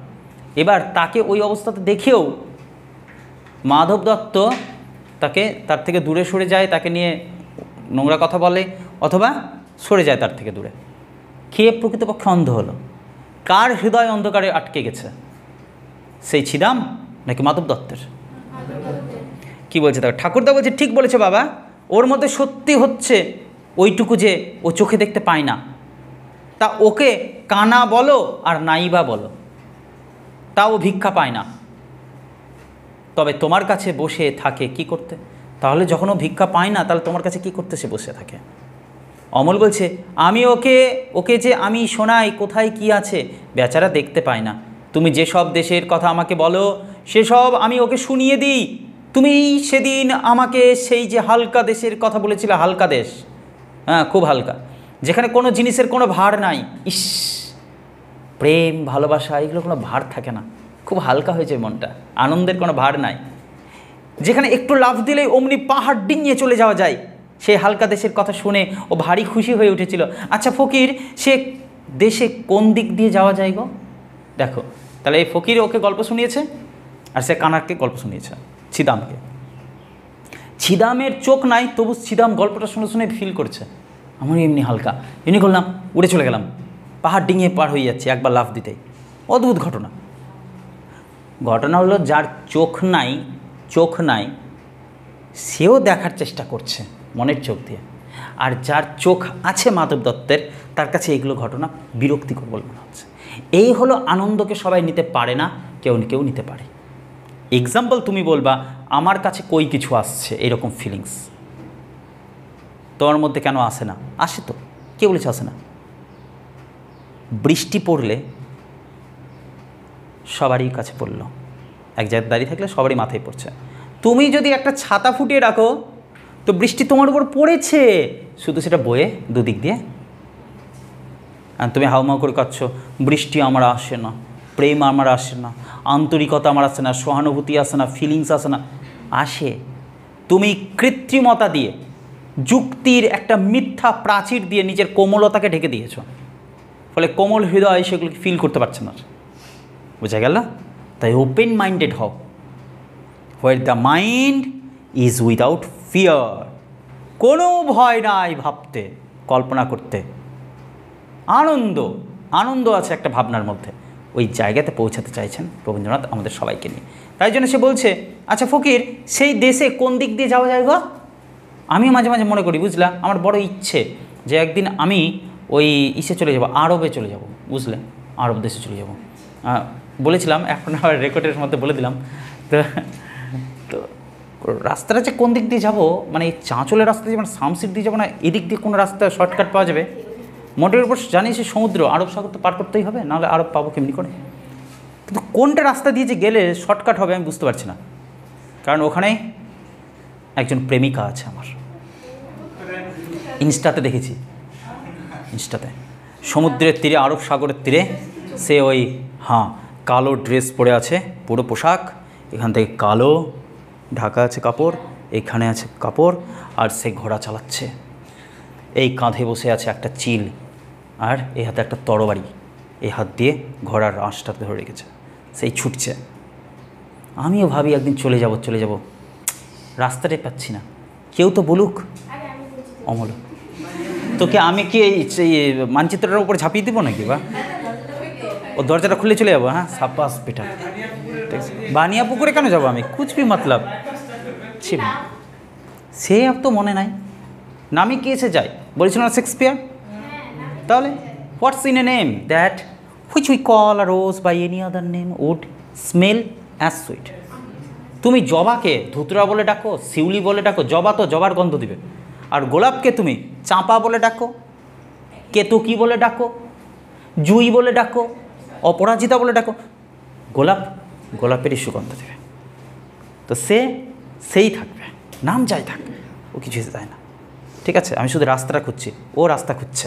কি বলছে দেখো, আচ্ছা ফকির, সে দেশে কোন দিক দিয়ে যাওয়া যায়? ঠাকুরদা বলছে, ভিতরের দিক দিয়ে সে একটা রাস্তা আছে, সে হয়তো খুঁজে পাওয়া শক্ত। হৃদয়ের ভিতর দিয়ে একটা রাস্তা আছে, ওটাকে খুঁজে পাওয়া খুব শক্ত। অমল বলছে, ও বেচারা যে অন্ধ, ও হয়তো দেখতেই পাবে না গো রাস্তাটা, ওকে কেবল ভিক্ষাই করে বেড়াতে হবে। তাই নিয়ে ও দুঃখ করছিল। আমি ওকে বললুম, ভিক্ষা করতে গিয়ে তুমি যে কত বেড়াতে পাও, সবাই তো সেটা পায় না গো। ঠাকুরদা বলছে, বাবা, ঘরে বসে থাকলেই বা এত কিসের দুঃখ? এবার তাকে বলছে, তুমি যদি ঘরে বসে থাকো তাতেই বা কিসের দুঃখ আছে তোমার? কোনো দুঃখ নাই। ঠাকুরদা তাকে এবার বোঝাচ্ছে, ঘরের মধ্যেই তো সব আছে, তোমার মধ্যেই তো সব আছে, ফিল করো। আমরা কি বলি, তীর্থ করতে যাব বিশাল দূরে, কোথায় ঠাকুর আছে আর কোথায় নাই তোকে কে বলেছে গাধা? তো কে বলেছে যে এখানে ঠাকুর নাই, ঠাকুর ওখানেই আছে, তোর ঈশ্বর ওখানেই আছে? পাগল আছিস তুই? বিশ্ব ব্রহ্মাণ্ডের যে মালিক আছে, এই বিশ্ব ব্রহ্মাণ্ডের যেখানে যেখানে বাতাসের এক একটা কোণা পৌঁছে গেছে, ওখানে ওখানে তিনি আছেন, কোথায় তিনি নাই?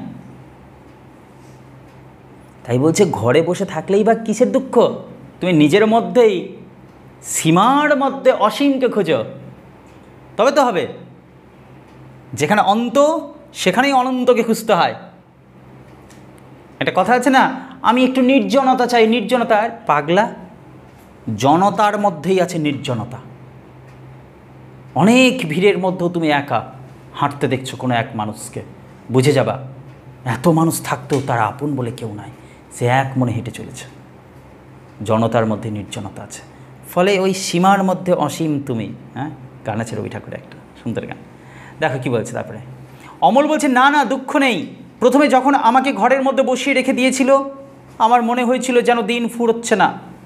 আমাদের রাজার ডাকঘর দেখে অবধি এখন আমার রোজই ভালো লাগে, এই ঘরের মধ্যে বসে বসেই ভালো লাগে। একদিন আমার চিঠি এসে পৌঁছাবে, সে কথা মনে করলে আমি খুব খুশি হয়ে চুপ করে বসে থাকতে পারি। কিন্তু রাজার চিঠিতে কী যে লেখা থাকবে তা তো আমি জানি নে। ঠাকুরদা বলছে, তা নাই জানলে তোমার নামটি তো লেখা থাকবে, তাহলেই হলো, তোমার নাম লেখা থাকবে, আর কি চাই? মাধব দত্তের প্রবেশ, আবার মাধব দত্ত চলে আসলো। মাধব দত্ত বলছে, তোমরা দুজনে মিলে একই ফ্যাসাদ বাঁধিয়ে বসে আছো, বলো দেখি তোমরা এগুলো ঝামেলা কি বাঁধিয়েছ? কেন, কী হয়েছে? ঠাকুরদা বলছে, মাধব দত্ত বলছে, শুনছি তোমরা নাকি রটিয়েছ রাজা তোমাদেরই চিঠি লিখবেন বলে ডাকঘর বসিয়েছেন। রাজা বলে ডাকঘর বসিয়েছে, তোমাদেরকে চিঠি লিখবে বলে, এগুলো তোমরা রটাচ্ছ? ঠাকুরদা বলছে, তাতে কী হয়েছে? মাধব দত্ত বলছে, আরে আমাদের 55 মোড়ল সেই কথাটি রাজার কাছে লাগিয়ে বেনামি চিঠি লিখে দিয়েছে, রাজার কাছে লাগিয়েছে সেই কথাটা। আর পঞ্চানন মডল কি করছে? ওই যে মডল মনে পড়ছে, পঞ্চানন মডল, সে একটা বেনামি চিঠি লিখিয়েছে। ঠাকুর তো বলছে সকল কথাই রাজার কানে ওঠে, সে কি আমরা জানি না? সব কথা রাজার কানে ওঠে, তাতে কি হয়েছে? মাধব দত্ত বলছে তবে সামলে চলো না কেন? রাজা বাদশার নাম করে অমন যা তা কথা মুখে আনো কেন? তোমরা যে আমাকে শুদ্ধ মুশকিলে ফেলবে, একটা কথা বলবো, এখন তোমাদের কাছে এটা দুটনা মনে হচ্ছে, রাইট? কেউ প্রশ্ন করছো না, কিন্তু তবু এটা একটা কথা, আবার কোন রাজা যার নামে এরা ছড়িয়েছে, রাজার কানে গেছে, ফ্যাসাদ বাঁধছে, সবার কাছে সমস্যায় পড়ছে। ভাই, আজকের দিনে ধর্ম বিষয়টা এরকম। যদি আমি বলি কৃষ্ণ আছে, তো শিব ভক্তরা উঠে বলবে হবে না, শিব আছে। আমি যদি বলি কেবল শিব কৃষ্ণ আছে, তো আল্লাহর ভক্তরা উঠে বলবে কেবল আল্লাহ আছে।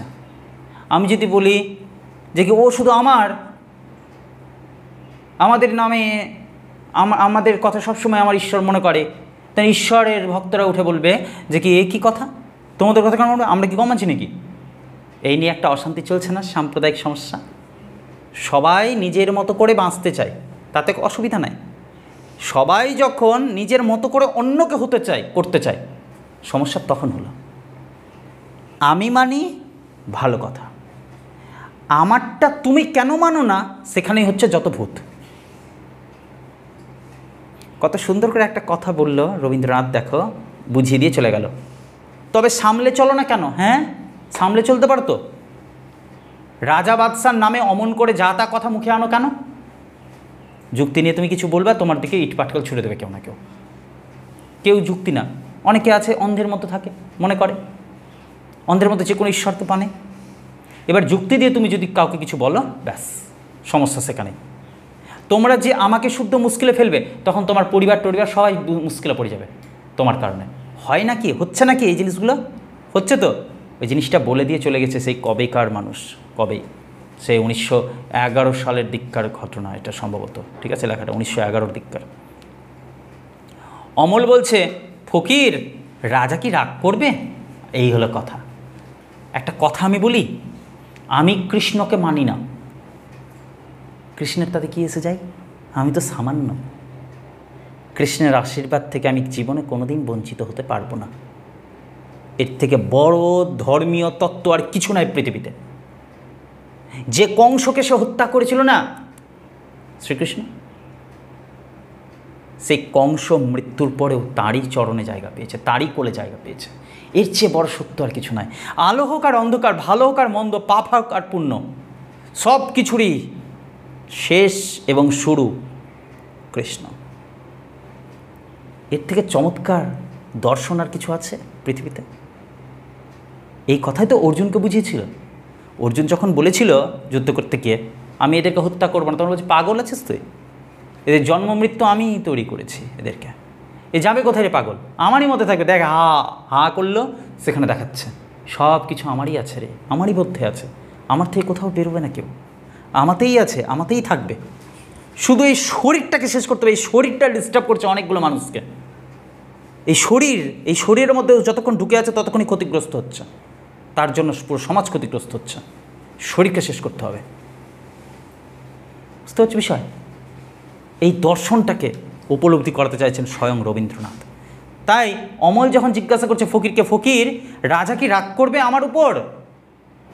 বলো তুমি ঈশ্বরের নামে যদি কোনো খারাপ কথা বলো, ঈশ্বর রাগ করবে? অসম্ভব, হতেই পারে না। আমরা খুব নগণ্য কীটও না কিছু, অতি অতি অতি অতিতম ক্ষুদ্রতম কিছু তার কাছে। পুরো বিশ্ব ব্রহ্মাণ্ডের মালিক আমাদের। তুমি যা খুশি তাই বলো তার সম্পর্কে, সমান তোমাকে আলো দিবে সে, সমান বাতাস তোমার কাছে সে পাঠিয়ে দেবে, তোমাকে বাঁচাবে। তো ঈশ্বর পিতা তুল্য, মাতৃতুল্য, অভিভাবক তুল্য আমাদের কাছে। তাহলে অভিভাবক কি তার সন্তানকে কখনো কষ্ট দিতে পারে? পারে না। এই দৃষ্টিকোণ থেকে দেখলে আমাদের দর্শন, ভারতীয় দর্শনকে আমরা ফিল করতে পারবো। এত বড় বড় পণ্ডিতেরা যা লিখে গেছে তা সফল হবে। যাই হোক, আমরা এখন সংকীর্ণতার মধ্যে আছি। সেখান থেকে ওই সংকীর্ণতাকে অমল প্রশ্ন করলো, ফকির, রাজা কি রাগ করবে? ঠাকুরদা বলছে, অমনি বললেই হলো রাগ করবে? কেমন রাগ করে দেখি না। আমার মতো ফকির আর তোমার মতো ছেলের উপর রাগ করে সে কেমন রাজাগিরি ফলায় তা দেখা যাবে। রামকৃষ্ণ কি করেছিল? দেবী মাকে নিয়ে, কালীকে নিয়ে, দেখ বেটি খাবি কিনা বল। আহ, কালীকে বলছে দেখ বেটি খাবি কিনা বল। প্রেমের গভীরতা কত হলে নিজের দেবীকে, নিজের সৃষ্টিকর্তাকে মেয়ে বলে আদর করা যায়। এটা এক একটা স্তর আছে ফিলিংসের, সেইটারই উপর ডিপেন্ড করে ঠাকুরদা বলছে, বললেই হলো আমার আর তোমার উপর রাগ করবে? হ্যাঁ, রাগ করলে সে রাজা হবেই তাহলে নাকি? প্রকৃত রাজা রাগ করতেই পারবে না আমাদের উপরে। হ্যাঁ, কে রাগ করবে সেটা বুঝতে হবে, কে ডিস্টার্ব করে সেটা বুঝতে হবে। রাজার যে চামচেগুলো আছে তারা খুব লাফাবে, সমাজ কেন? তো ওই রাজা আর আমি তার সন্তান, এই দুয়ের মাঝখানে ওই যে আমরা যাদের উপর ডিপেন্ড করে ভাবছি যে কি ওই তো এরা হচ্ছে ব্রাঞ্চ ম্যানেজার, এরাই বুঝি ঈশ্বরের সাথে কন্ট্যাক্ট করাবে আমাদেরকে, এরাই যত সব কিছু মূল সমস্যা হয়ে দাঁড়িয়েছে। এরাই বেশি লাফালাফি করছে, ওর কিছু চায় না, ও সবাইকে সমান দৃষ্টি দিয়ে দেখছে। নেক্সটে কি বলছে দেখো। অমল বলছে দেখো ফকির, আচ্ছা কোথায় জানো, হ্যাঁ অমল বলছে দেখো ফকির, আর সকালবেলা থেকে আমার চোখের উপর থেকে থেকে অন্ধকার হয়ে আসছে। ওর চিঠি এসেছে, তার মানে খুব কাছাকাছি আছে চিঠি, রাজা তাকে চিঠি পাঠিয়েছে। মনে হচ্ছে সব যেন স্বপ্ন, একেবারে চুপ করে থাকতে ইচ্ছে করছে, কথা কইতে আর ইচ্ছে করছে না। রাজার চিঠি কি আসবে না এখনই? এই ঘর যদি সব মিলিয়ে যায়, যদি যদি যদি সব অন্ধকার হয়ে যায়, আমি কি তাহলে রাজার চিঠি পাবো না? ঠাকুরদা বলছে অমলকে বাতাস করিতে করিতে, ঠাকুরদা তখন স্বয়ং অমলকে বাতাস করছে, আসবে চিঠি, আজই আসবে, বুঝলা? চিঠি আসার আর দেরি নেই, আজই আসবে চিঠি। কবিরাজের প্রবেশ। কবিরাজ এসে বলছে আজ কেমন ঠেকছে? অমল বলছে কবিরাজ মশাই আজ খুব ভালো বোধ হচ্ছে, মনে হচ্ছে যেন সব বেদনা চলে গেছে, আমার শরীরে কোনো বেদনাই নাই, আমাকে খুব হালকা মনে হচ্ছে আজকে খুব। কবিরাজ জনান্তিকে মাধব দত্তের প্রতি, মানে মাধব দত্তই আছে কিন্তু তার দিকে না তাকিয়ে জনান্তিকে আড়াল করে, ঠিক আছে, আড়ালে মাধব দত্ত আছে, ওর দিকে না তাকিয়ে মাধব দত্তকেই বলছে ওই হাসিটি তো ভালো ঠেকছে না। কাকে বললো কথাটা? মাধব দত্তকেই বলল, কিন্তু মাধব দত্তের দিকে না তাকিয়ে বলল, তাই জনান্তিকে কথাটা বলল। ওই হাসিটি তো ভালো ঠেকছে না, ওই যে বলছে খুব ভালো বোধ হচ্ছে, ওইটাই হলো খারাপ লক্ষণ। আমাদের চক্রধর দত্ত বলেছেন, আবার চলে আসলো তার ওই একই নাটক। আমাদের চক্রধর দত্ত বলেছে, মাধব তো দোহাই কবিরাজ মশাই চক্রধর দত্তের কথা রেখে দিন, এখন বলুন ব্যাপারখানা কি? কবিরাজ বলছে বোধ হচ্ছে আর ধরে রাখা যাবে না, আমি তো নিষেধ করে গিয়েছিলাম, কিন্তু বোধ হচ্ছে বাইরের হাওয়া লেগেছে। মাধব বলছে না কবিরাজ মশাই, আমি ওকে খুব করেই চারিদিক থেকে আগলে সামলে রেখেছি, ওকে বাইরে যেতে দেইনি, দরজা তো প্রায়ই বন্ধ রাখি। কবিরাজ বলছে হঠাৎ আজ একটা কেমন হাওয়া দিয়েছে, চারিদিকে দেখছো কেমন একটা বাতাস বইছে, আমি দেখে এলুম তোমাদের সদর দরজার ভিতর দিয়ে হু হু করে হাওয়া বইছে। তোমাদের সদর দরজার ভিতর দিয়ে, দরজাটা খোলা ছিল, মেন গেট, তোমাদের অনেক হাওয়া আসছিল, ওটা একেবারেই ভালো নয়, ও দরজাটা বেশ ভালো করে তালাচাবি বন্ধ করে দাও, না হয় 2-3 দিন তোমাদের এখানে লোক আনাগোনা বন্ধই করে থাক।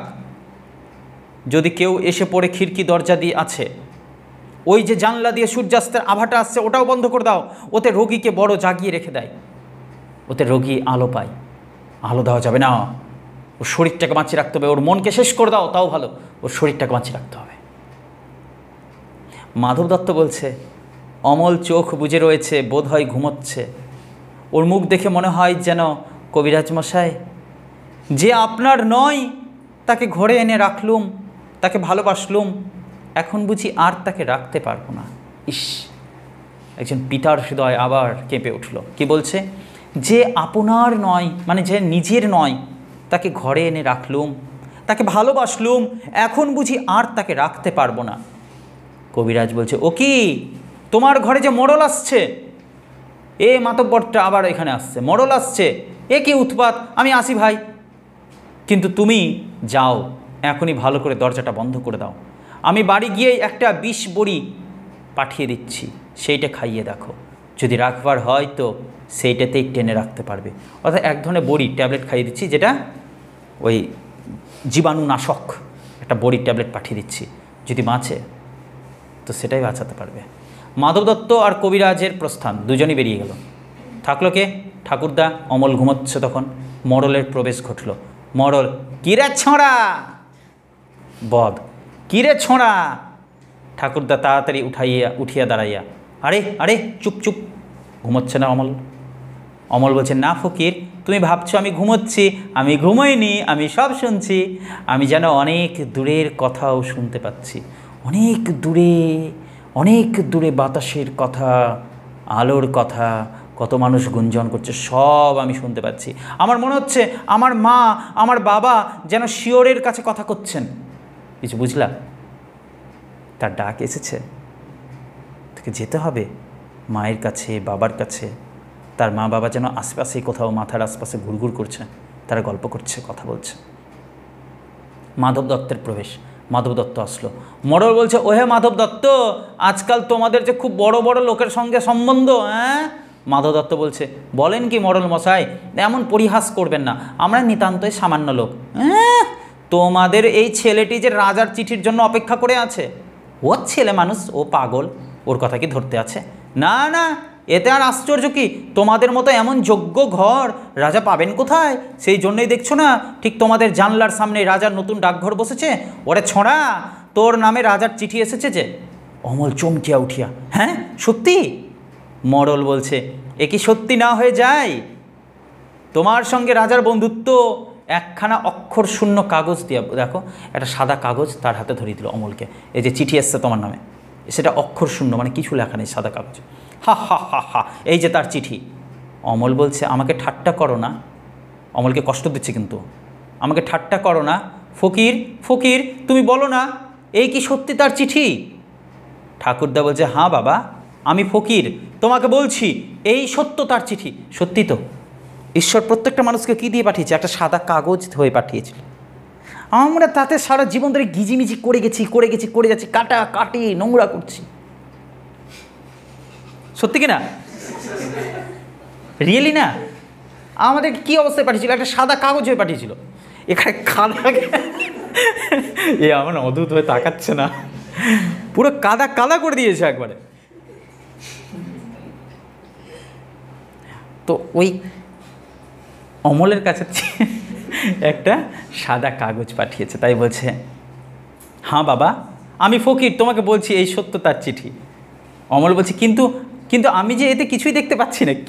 কেন এমন ভাই দেখছে? দেখো তো মার খাই কিনা ছেলেটা, এমন যেমন বলছি কাটাকুটি হচ্ছে, তোমরা এমন ট্যাক করে দেখাচ্ছে আমার দিকে, যে আমি ওকেই বলছি বুঝি, পাগল ছেলে।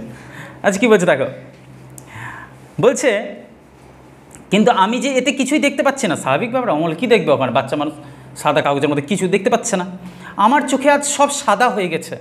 মডেল মশাই বলে দাও না, এই চিঠিতে কী লেখা আছে? মডেল বলছেন, রাজা লিখছেন, আমি আজকালের মধ্যেই তোমাদের বাড়িতে যাচ্ছি, আমার জন্য তোমাদের মুড়ি মুড়কির ভোগ তৈরি করে রেখো। রাজভবন আর আমার একদণ্ড ভালো লাগছে না। হা হা হা হা, কষ্ট দিচ্ছে। রাজভবনে কী খাবে? তার রাজভোগ খায় রাজা, সে দামি দামি প্রসাদ খায়, ভালো ভালো জিনিস খায়। এদের বাড়িতে আছে মুড়ি আর মুড়কি। আর কি আছে? মুড়কি বোঝো তো, খই, ওই যে গুড় দিয়ে তৈরি করা, ঠিক আছে? তাই বলেছে যে কি, রাজার বলে পাঠিয়েছে, এই চিঠিতে লিখেছে যে আমি কদিন পরে অমলদের বাড়িতে যাব, আমার রাজভোগ খেতে ভালো লাগছে না, এদের বাড়িতে গিয়ে এখন মুড়ি মুড়কি খাবো, সেগুলো রেডি করে রাখতে বলেছে। হা হা হা বলে হাসলো। মাধব দত্ত হাত জোর করে বলল, মোড়ল মশাই দোহাই আপনার, এই সব কথা নিয়ে পরিহাস করবেন না। মাধব দত্ত রিকোয়েস্ট করছে, এইগুলো নিয়ে মজা করবেন না। ঠাকুরদার সঙ্গে সঙ্গে বলে, পরিহাস মানে মজা? কিসের পরিহাস? পরিহাস করেন এমন সাধ্য আছে ওর? রেগে গেছে ঠাকুরদা। কার উপর? মোড়লের উপর। চোর অকাত কি পরিহাস করবে ঈশ্বর সম্পর্কে? ওর ধারণা আছে কিছু রাজা সম্পর্কে? হ্যাঁ? মাধব বলছে, আরে ঠাকুরদা তুমিও খেপে গেলে নাকি? ঠাকুরদা বলছে, হ্যাঁ আমি খেপেছি, তাই আজ এই সাদা কাগজে অক্ষর দেখতে পাচ্ছি, রাজা লিখছেন তিনি স্বয়ং অমলকে দেখতে আসছেন, তিনি তার রাজ কবিরাজকেও সঙ্গে করে আনছেন। এই চিঠিতে আমি দেখতে পাচ্ছি আমি, রাজা আসছেন এবং রাজার সঙ্গে তার রাজ কবিরাজকে সঙ্গে নিয়ে আসবেন। যে অমলের শরীরের সমস্ত ব্যথা কষ্টগুলোকে দূর করে দিবে, সেই কবিরাজ আসবে। মনে পড়ছে আমি বলেছিলাম শুরুর দিকে, আরও এক কবিরাজ আসবে, সে সব কষ্ট দূর করে দিবে। শরীরের কষ্ট আছে, শরীরের কষ্ট নিয়ে কথা বলতে পারে যে সে সামান্য কবিরাজ। আর যে আত্মার কষ্টের কথা বলে, আত্মাকে পবিত্র করে দেয়, শান্তি করে দেয়, সে রাজ কবিরাজ।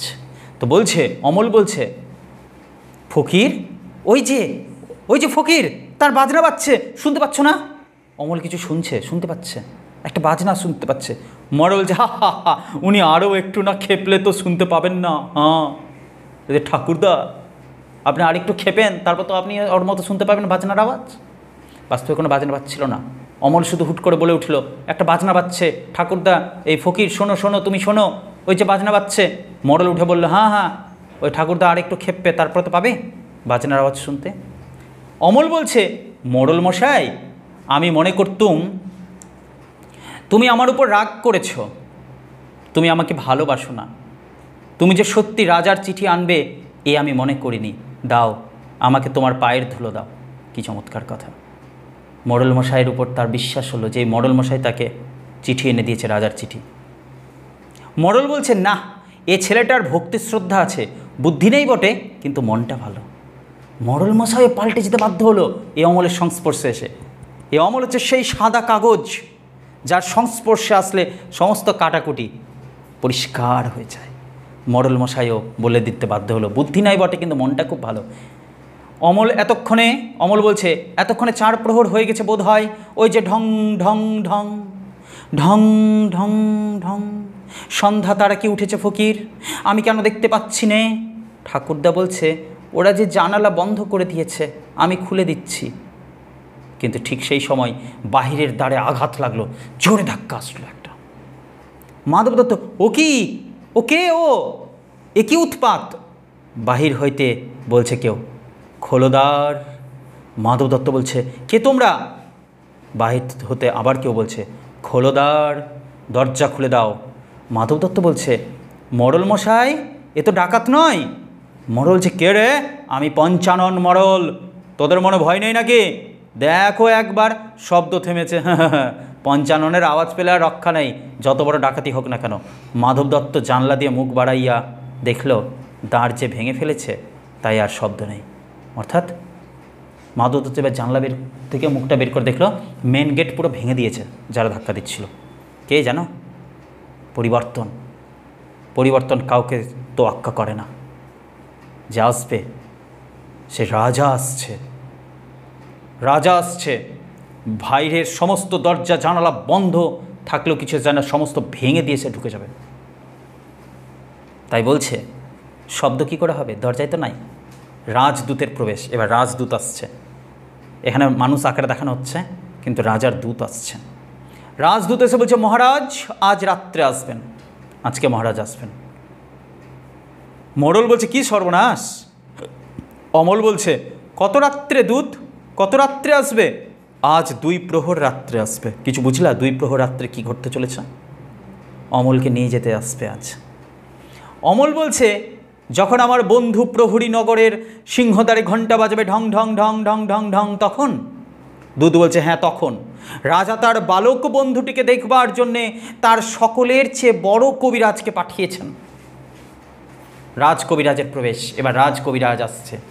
চিন্তার মধ্যে এক পরিচ্ছন্নতা আসছে, অমল দেখতে পাচ্ছে।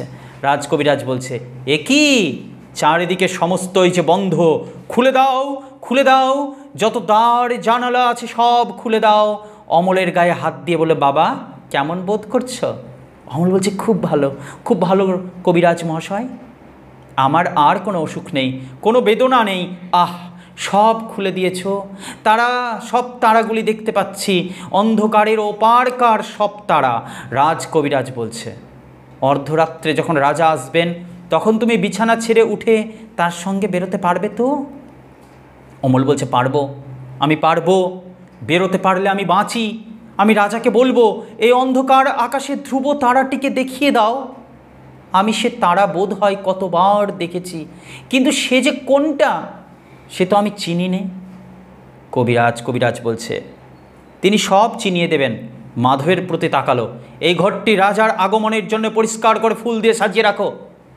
রাজা আসছে, ফুল চাই। মূলত ফুল কখন দরকার পড়ে? মানুষ যখন যায়, ফুল দিয়ে তাকে সাজানো হয়। সে আসছে, আসছে মৃত্যু, আসছে জীবনের সবথেকে বড় সত্য, আসছে আমাদের সবার রাজা। এই বাড়িতে ফুল দিয়ে সাজিয়ে রাখবে, আজ রাত্রে তিনি আসবেন।